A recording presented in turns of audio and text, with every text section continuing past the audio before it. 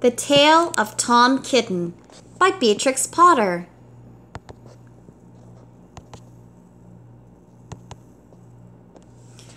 Once upon a time, there were 3 little kittens, and their names were Mittens, Tom Kitten, and Moppet.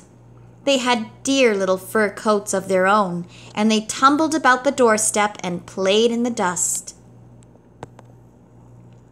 But one day their mother, Mrs. Tabitha Twitchit, expected friends to tea, so she fetched the kittens indoors to wash and dress them before the fine company arrived.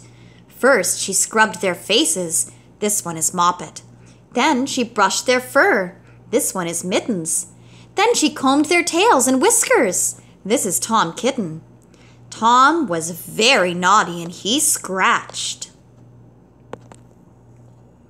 Mrs. Tabitha dressed Moppet and Mittens in clean pinafores and tuckers, and then she took all sorts of elegant, uncomfortable clothes out of a chest of drawers in order to dress up her son, Thomas. Tom Kitten was very fat and he had grown. Several buttons burst off. His mother sewed them on again. When the 3 kittens were ready, Mrs. Tabitha unwisely turned them out into the garden to be out of the way while she made hot buttered toast. Now keep your frocks clean, children. You must walk on your hind legs.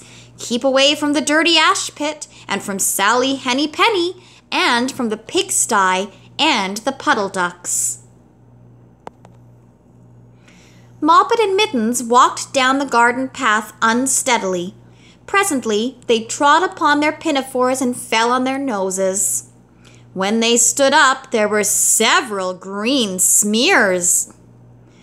"Let us climb up the rockery and sit on the garden wall," said Moppet. They turned their pinafores back to front and went up with a skip and a jump. Moppet's white tucker fell down into the road.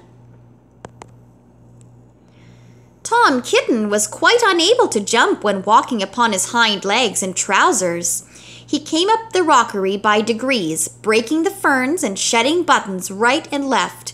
He was all in pieces when he reached the top of the wall. Moppet and Mittens tried to pull him together. His hat fell off and the rest of his buttons burst. While they were in difficulties, there was a pit-pat-paddle-pat, and the 3 puddle ducks came along the hard, high road, marching one behind the other and doing the goose step. Pit-pat-paddle-pat, pit-pat-waddle-pat. They stopped and stood in a row and stared up at the kittens. They had very small eyes and looked surprised. Then the 2 duck birds, Rebecca and Jemima Puddle Duck, picked up the hat and tucker and put them on. Mittens laughed so that she fell off the wall. Moppet and Tom descended after her. The pinafores and all the rest of Tom's clothes came off on the way down. "Come, Mr. Drake Puddle Duck," said Moppet. "Come and help us to dress him. Come and button up Tom." Mr. Drake Puddle Duck advanced in a slow, sideways manner and picked up the various articles. But he put them on himself. They fitted him even worse than Tom Kitten. "It's a very fine morning," said Mr. Drake Puddle Duck, and he and Jemima and Rebecca Puddle Duck set off up the road, keeping step. Pit-pat, paddle-pat, pit-pat, waddle-pat. Then Tabitha Twitchit came down the garden and found her kittens on the wall with no clothes on.